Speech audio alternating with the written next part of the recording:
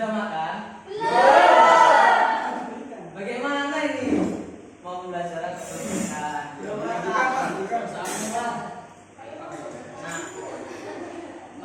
Nah, besok lagi apabila mulai pembelajaran siang hari mulai 12:30 sampai 2:30 normalnya. Jadi alangkah lebih baiknya sehabis sholat zuhur makan terlebih dahulu agar apa ya namanya agar mengikuti pembelajaran. Biasanya kan kalau 12:30 belum makan pasti lemes seperti itu. Nah, jadi alangkah baiknya besok sebelum memulai pembelajaran isi perut terlebih dahulu. Nah, langsung lanjut ke materi. Sebelumnya perkenalkan, nama saya Jihadi Dewa Pratama, NIM T 2018-1126, bisa dipanggil Bapak J. Rumahnya mana Pak? Ya, untuk materi sebelumnya kita sudah membahas mengenai etos kerja dan nilai-nilai Rasulullah SAW. Nah, yang jadi pertanyaan, apakah kalian masih ingat dengan materi-materi kemarin? Sama sekali? Enggak ada? Kan materi kemarin menjelaskan mengenai tingkatan Rasulullah dan mana iman kepada Rasulullah. Nah, maka dari itu intinya dari materi kemarin adalah harus mengimani Rasulullah dengan menjalani perintah Allah juga dan menaati apa yang sudah disunahkan Rasul. Nah, langsung lanjut materi yang sekarang yakni mengenai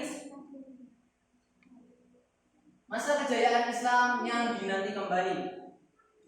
Nah, yang jadi pertanyaan yaitu kapan sih masa kejayaan Islam? Siapa yang tahu? Silakan Acung. Mungkin ada yang bisa menjawab, bisa menebak. Silakan. Masa kejayaan Islam kapan bisa berlaku? Pada tahun berapa? Silakan bisa menebak. Kemarin di awal sekarang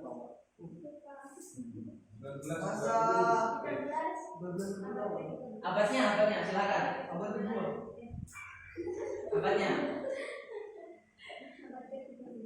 Nah, sudah ada detik itu tadi abad ke-13.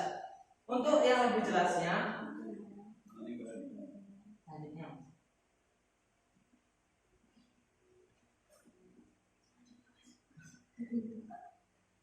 nah, yang pertama ada periodisasi klasik pada tahun 650 sampai 1250. Nah, di sini pada abad itu tadi Islam pertama dijelaskan secara ataupun dijelaskan mulai turun-temurun mulai dari Nabi Adam sampai Nabi Muhammad SAW. Nah, yang kedua yaitu fase ekspansi integrasi pada tahun 650 sampai 1000. Nah, pada masa ini terdapat kemajuan Islam sangat meluas pada zaman ini. Mungkin bisa murid-murid memberikan contoh pada tahun ini pada 650 sampai 1000. Mungkin bisa memberikan contoh apa kemajuan Islam pada tahun-tahun tersebut.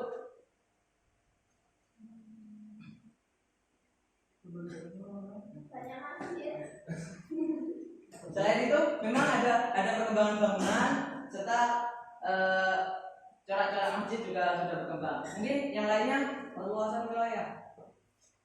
Benar? Itu terjadi pada zaman Turki Utsmani. Yang kedua, yang ketiga silakan. Sudah tidak ada perang, Pak. Masih ada perang. Pada zaman itu karena masih ada perang, dikarenakan masih banyak umat Islam memang sudah kuat dalam bidang keilmuan dan bidang strategi peperangan. Oleh karena itu masih banyak perang dikarenakan masih banyak orang-orang kafir ataupun orang-orang yang sudah tidak mematuhi aturan-aturan pemerintah pada zaman itu. Nah, yang kedua, periode pertengahan. Apa sih periode pertengahan? Ada yang tahu? Periode di tengah-tengah, Pak. Mungkin ada yang tahu? Pada 1250 sampai 1800. Mungkin ada yang tahu pada masa pertengahan ini? Mungkin ada yang pernah nonton film pertengahan dalam Islam? Mungkin ada yang tahu? Nggak punya TV, Pak. Ada yang tahu?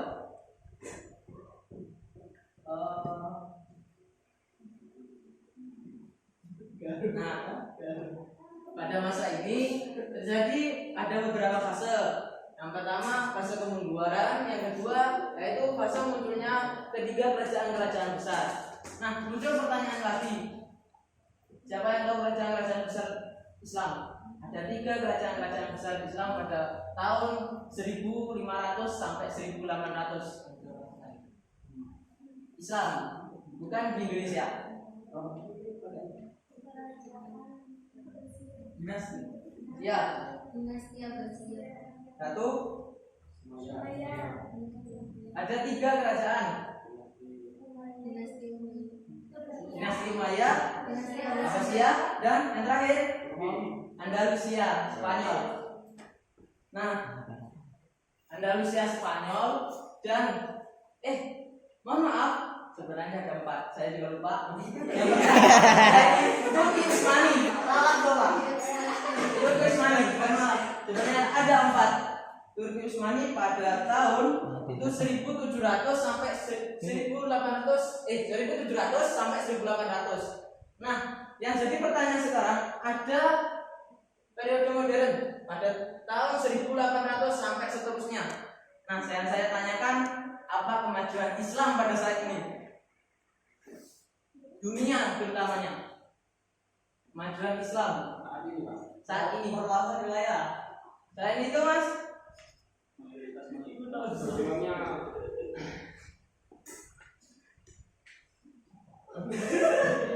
mungkin Mas Yakin bisa menjawab.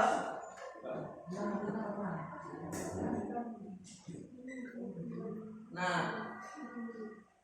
mungkin di yang lain mbak-mbaknya bisa menjawab pada periode modern pada 1800 sampai sekarang bagaimana? Adakah yang tahu? Sungguh nggak ada yang tahu. Beneran. Masih tahu nggak? Masa lupa? Ini loh materinya loh. Kelas 2. Masa kalian lupa? Ya kan setidaknya kan nggak boleh lupa antara 1 sampai 2 materi. Setidaknya harus ingat. Kelas 2 aja. Oke, yaitu pada zaman ini periode modern 1800 ini yang pertama paling mencolok yaitu Turki saat ini. Kenapa saya bisa menyebut Turki saat ini? Karena Turki itu termasuk pendidikannya juga bagus. Selain itu, kalau di bidang pendidikan ada Mesir, karena itu karena sejarah yang saya baca di rumah, yang saya padankan karena hanya ke pendidikan. Jadi yang saya tahu untuk pendidikan di keilmuan Islam saat ini yang paling mencolok yakni di Turki dan Mesir. Itu salah satu contoh periode modern Islam saat ini. Nah, yang kedua yakni masa kejayaan Islam. Nah, di sini ada 2 faktor.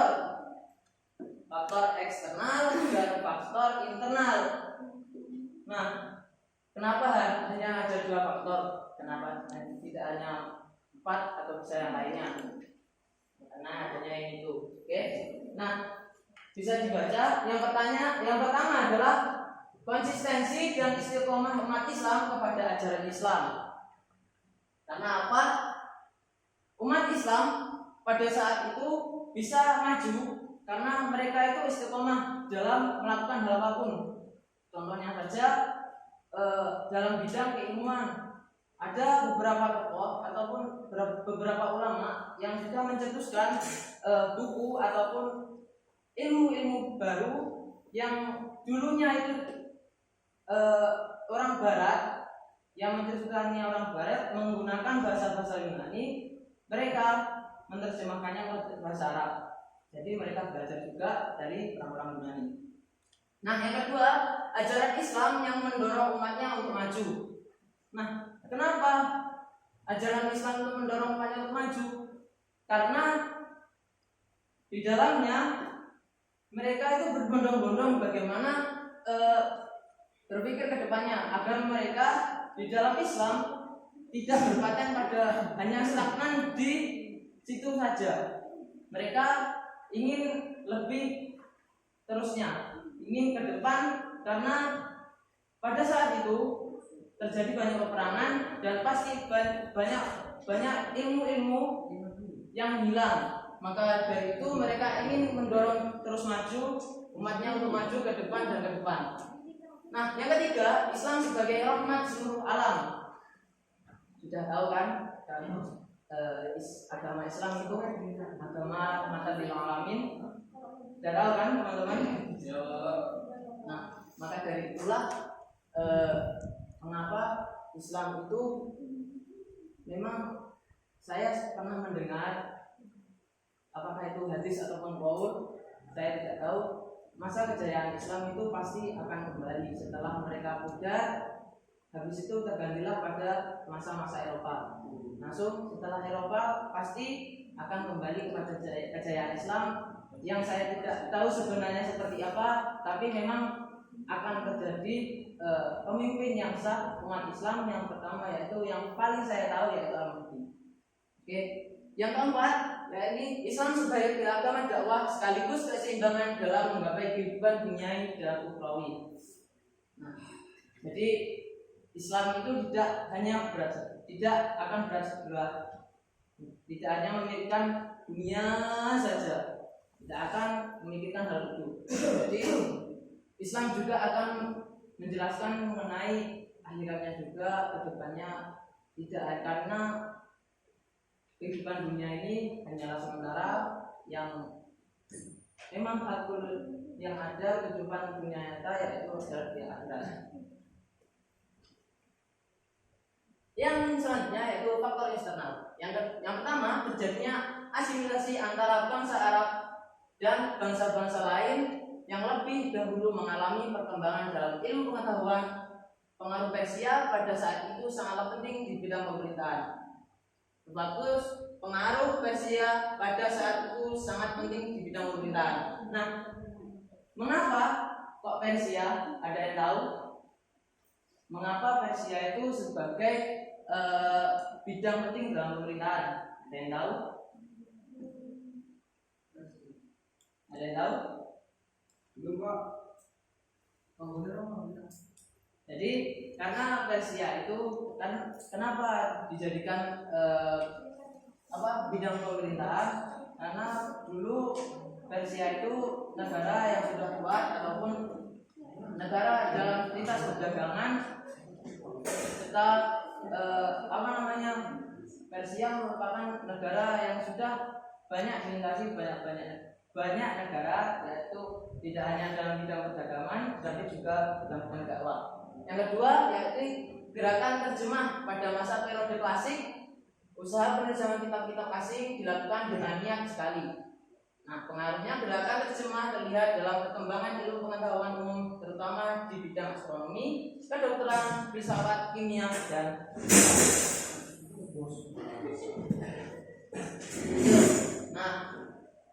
Nah, dari faktor-faktor tadi terjadilah gerakan-gerakan yang muncullah tokoh-tokoh Islam. Mungkin teman-teman tidak asing mengenai tokoh-tokoh ini. Pasti dalam ilmu-ilmu ini pasti teman-teman sudah tahu siapa tokoh-tokohnya. Yang pertama muncul ilmu yaitu ilmu filsafat. Yang kedua bidang kedokteran. Yang ketiga bidang matematika. Yang keempat astronomi. Yang kelima seni ukir. 6 tafsir, dan yang terakhir ilmu hadis.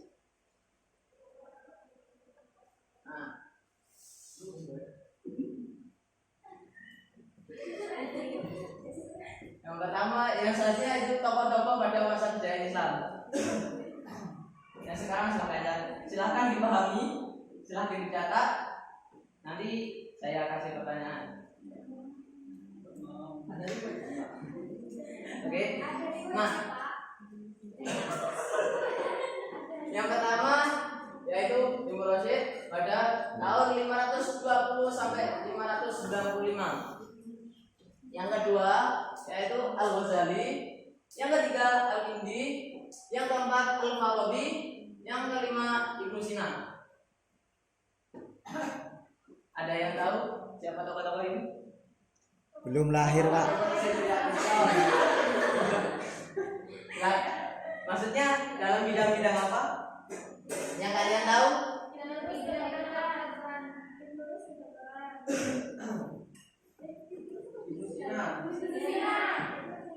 Ya, benar.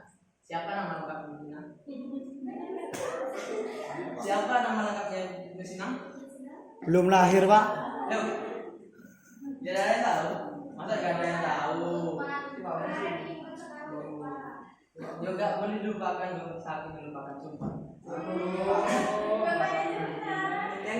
Yang kedua itu Al-Ghazali. Siapa yang tahu? Masa gak ada yang tahu siapa itu Al-Ghazali? Oh,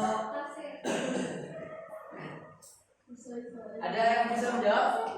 Imam Al-Ghazali ini dalam bidang apa saja? Silakan masukin tangan. Bisa apa? Beneran? Beneran? Beneran? Beneran? Padahal kitabnya populer loh di pondok-pondok.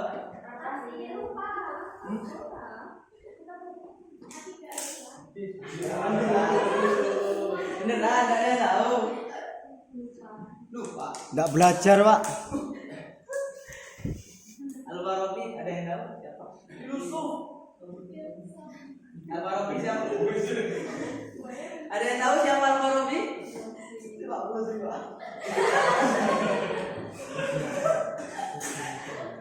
Nah, tidak ada yang tahu.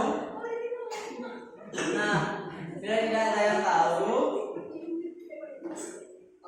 sekarang ilmuwan. Saya minta tolong satu orang anak ke depan. Mas Firman, minta tolong. Rame-rame. Minta tolong. Enggak iso, minta tolong. Iya, saya minta tolong. Minta tolong. Loh, Minta tolong. iso nih.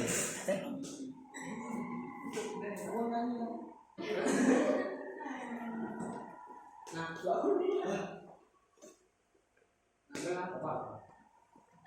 sekarang minta tolong Mas Firman nyanyi tidak di dinding. Nanti ya.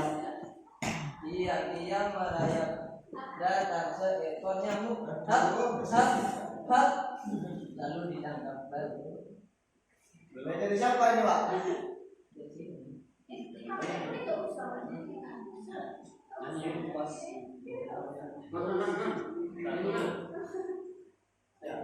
Mulai. Cicak di sini.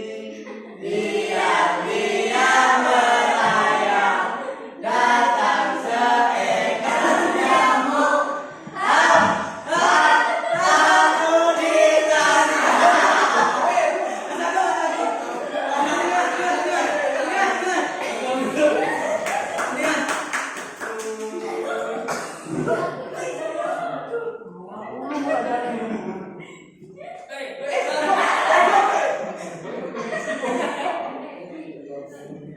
Nah, silakan Mas Agung memilih antara salah satu gambar ini dan tebak siapa namanya. Mas, pindah slide, sudah. Siapa namanya? Siapa namanya? Al-Ghazali. Beneran? Iya. Beneran? Ya. Dia buku. Bacakan Mas ke temannya yang silakan Mas. Nama lengkapnya Abu Hamid Al-Ghazali, lahir di desa Gazala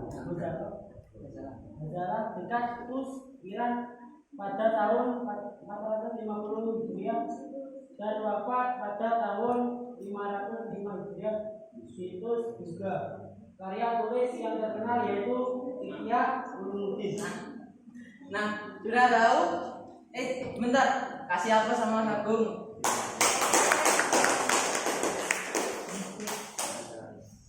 Sekali ya? Ini apa, Pak? Hah? Satu.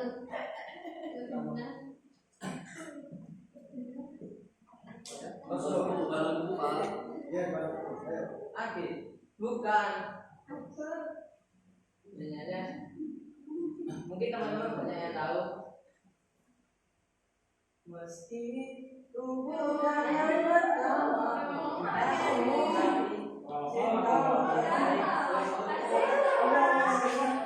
Bapak apa, Bapak? bukan bintang di langit, tapi cintaku yang terbang. Ya, itu kan? Meski hubungan yang pertama di hatimu, tapi cintaku terbaik untukmu.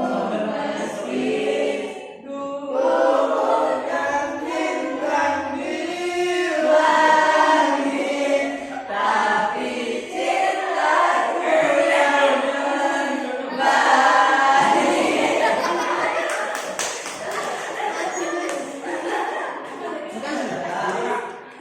Coba tebak ini siapa?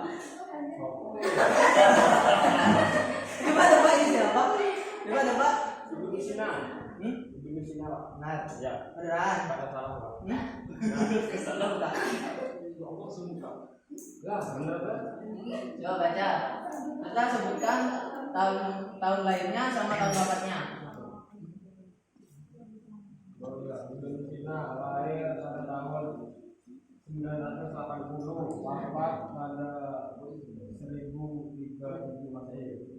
Nama lengkap Abu Yang keras mas, yang teman-teman nggak dengar mas, kasihan mas. Hah? Iya? Nama lengkap Abu Ali Al-Husain Abdullah ibnu Sina, lahir di desa yaitu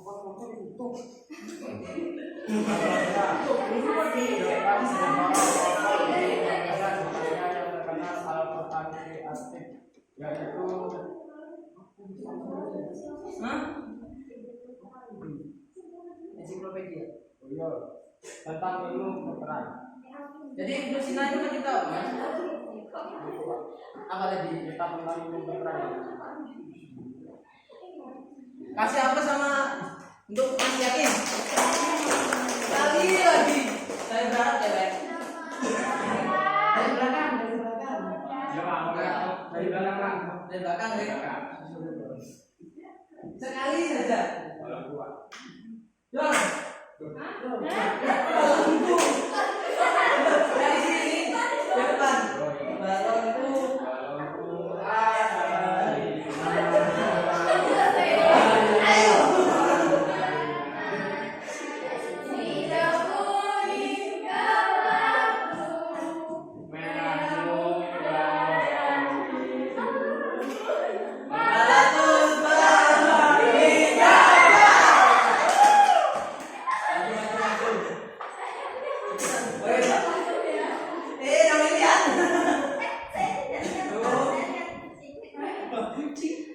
Silakan pilih dua. Yang terus semua ini siapa? Siapa ini? Beneran. El Kindi itu pencinta apa?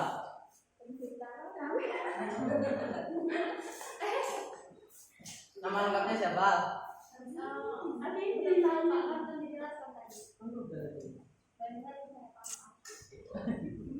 Baca mbak. Jelasin ke teman-temannya. Ini merupakan beliau bernama Al-Kindi. Nama lengkapnya adalah Yaqub bin Ishaq Al-Kindi, lahir di Kufah pada tahun 810 Masehi dan wafat di Baghdad pada tahun 873 Masehi. Bidang-bidang yang terkenal filsafat, ilmu jiwa, dan matematika. Nah, jadi yang ini itu tadi bidang-bidangnya apa saja, Mbak? Matematika. Terus Dawud, filsafat dan jiwa. terima kasih. Ya plus itu Mbak Alvin.